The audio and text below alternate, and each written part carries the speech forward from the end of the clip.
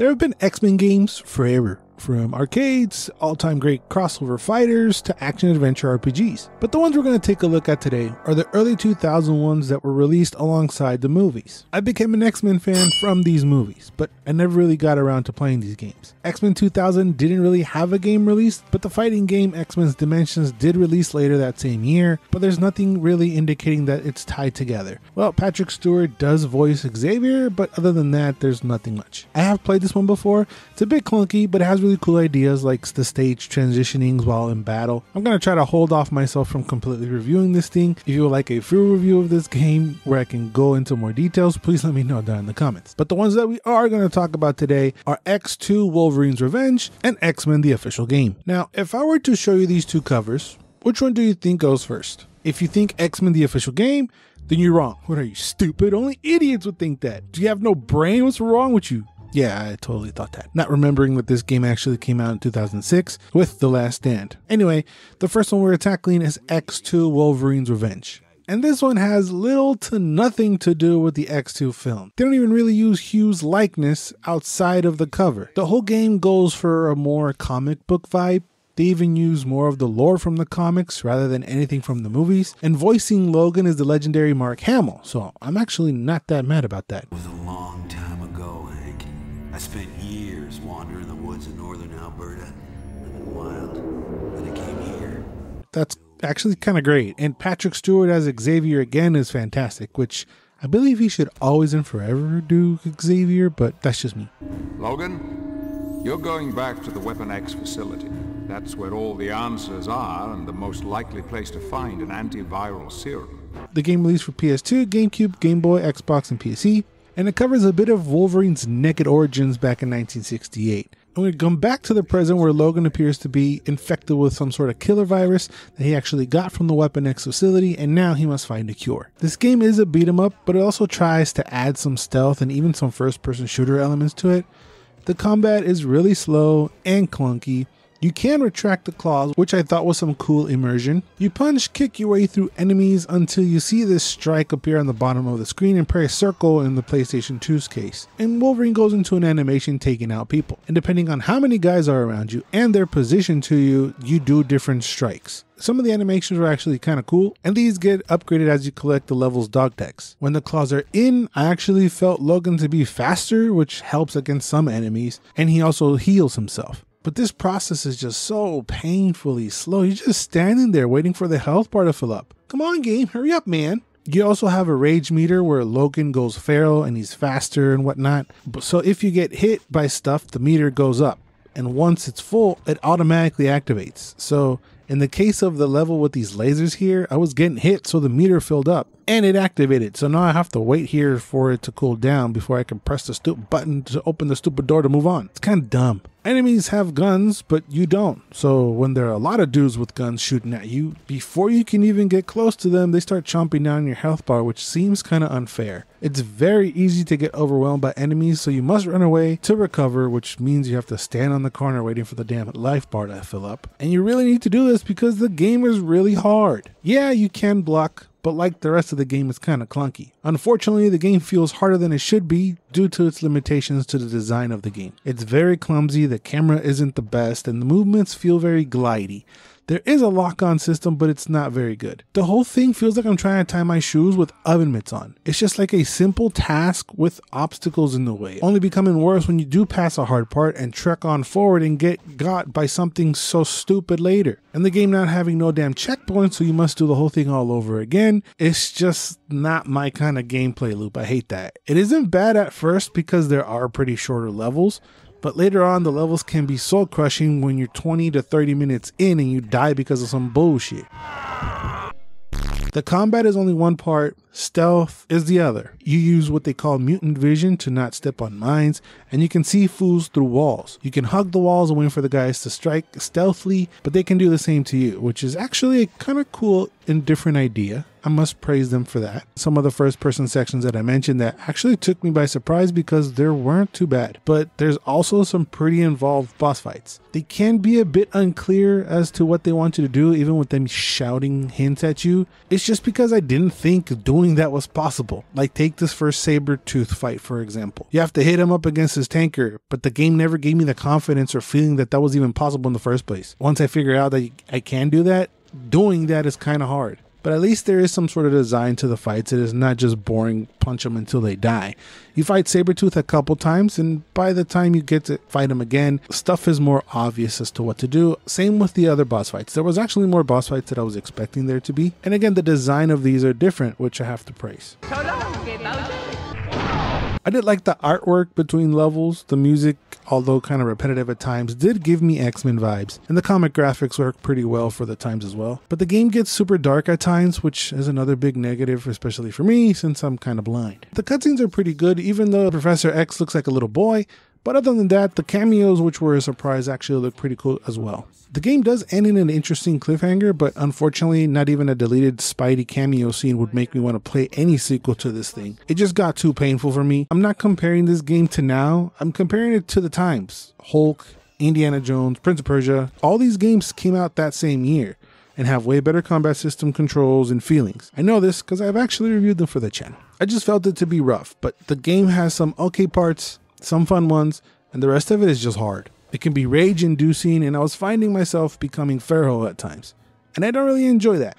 But let me know your thoughts down in the comments on X2 Wolverine's Revenge, especially if you love this game, so I can live vicariously through you. If you have nostalgia for it, if you remember hating it, anything at all, let me know down in the comments. While you're down there, if you could subscribe to the channel, that'd be awesome. Thank you very much. Now, hopefully X-Men the official game can do a better job in having any sort of resemblance to the movies. It released in 2006 for the 6th generation of consoles and the Xbox 360. I didn't really find anything on the PlayStation 3. I did saw some PlayStation 4 stuff, so maybe it was digital. I might be wrong. Let me know down in the comments. But this was captured on a PlayStation 2, and this game serves as the bridge between X2 and The Last Stand. So not only do you follow some story beats from the movies, they also use Patrick Stewart again, Eric Dane plays Multiple Man again, and Tyler Mane as Sabretooth. I do want to give a quick shout out to Deborah Wilson for voicing Storm, but they use Halle Berry's likeness. Anyway, in the game, after some tutorial levels, Professor X sends his X-Men to Alkali Lake to Stryker's base to get some cerebral parts. There they discover HYDRA beat them to the punch and they're looting the base as well. They also discover that Stryker had been working on the Sentinels, work that HYDRA picked up to rid of the mutants, and well, since we're mutants, they must be stopped. I really like these art cutscenes. I much prefer this than some janky looking models, even though at times this did look like an AI image. But I felt that it worked well with the graphics of the game that actually held up pretty well for the time. It just gives it a different feel. They would also throw in some random comic book stuff, which is cool. You play as Wolverine, Iceman, and Nightcrawler, looking and being voiced by their actors Hugh Jackman, Shawn Ashmore, and Alan Cumming, each with their own gameplay loop, attacks, and abilities. Wolverine has more of the beat-em-up elements, Iceman are flying missions, and Nightcrawler is a stealth. We begin with Wolverine. He has light and heavy attacks and also has a knockback attack. He can block, evade, and by holding down a button, he heals much faster than X2. There's definitely no oven mitts feeling in this game and it's way more responsive. He also has a fury meter that doesn't really last that long once you activate it, but gives him more damage to deal and he's a bit faster and heals. Logan's missions are very simple, just kill everybody and move on. And because that's his game loop, as the game goes along, more and more enemies just get thrown at you. Which again can be difficult because they throw dudes with guns, guys with staff, ninja dudes, but if you can run away and isolate them, it's way better because he doesn't really have any big radius attack to be like, get off me!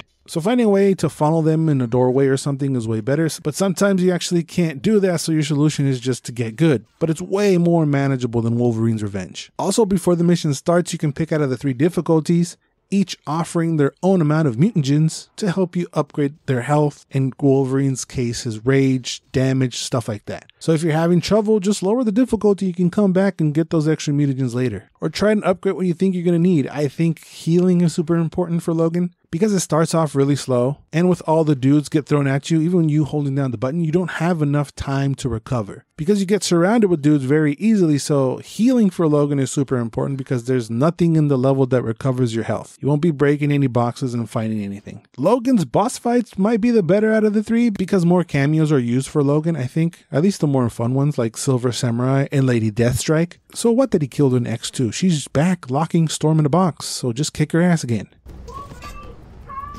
Okay, I'm coming, shut up! Next is Iceman with his flying levels. He actually feels pretty smooth to control. I was very worried when I saw these were flying missions, but they were actually pretty cool and offer a fun break from combat, especially after the Logan missions. So Bobby shoots his ice beam, also has ice bullets called Hailstorm, and he can pop up a shield. He has a lock-on which works and helps a lot, and he basically has a couple mission types. Fly around, putting out fires in a more open area, and his races against the clock where you fly towards the end of the level trying to beat it. He also has a fun boss fight versus Pyro Snake. Giggity. And these, to me, were the easiest missions to play. I think I played all these on hard to get the most out of his upgrades, but I also don't feel like his upgrades are needed outside of maybe the health and the damage that he deals. But these were the ones I was most concerned about and actually turned out to be pretty fun. And leaving the best for last, in my opinion, Nightcrawler. I think his stuff was the most fun for me. His missions are more techie, like get in the door, disable stuff. Sometimes against the clock, you're teleporting around the level, platforming, which is kind of awesome. I did wish that the camera was a bit snappier for the teleport, like teleport me there, don't guide me and place me there. He also has combat, which actually comes into play with the story. He punches, kicks, and teleports between enemies and even behind them to unleash a furious strikes that feels pretty awesome and feels like Nightcrawler. He also has his shadow aura to help him recover, and his combat is way snappier than Logan's because you can get to people faster. So if there's a fool across the room shooting at you with a gun, just teleport behind his ass and whoop him. It's not all perfect. Yeah, the platforming is really goofy and can be annoying when you miss a jump and he's not teleporting when you want him to be, but at least these parts of the missions don't feel impossible. All you gotta do is clutch up and you'll get through it. He also faces a few bosses including Multiple Man, and here's where we see how he get caught for the third movie, making the game really feel like you're in between the movies because it's giving you answers to some things you didn't necessarily ask, like how did Multiple Man get caught, but they also answer some other ones that you might have, like why isn't Nightcrawler in the third movie? At the end of the game, he comes to Professor X expressing that the life of violence that the X-Men live really doesn't sit well with him and his beliefs, so he decides to move on. And it doesn't feel sprung onto you because it was something that was building up during the game. He would have a comment here and there like, this doesn't feel right, to kick their ass.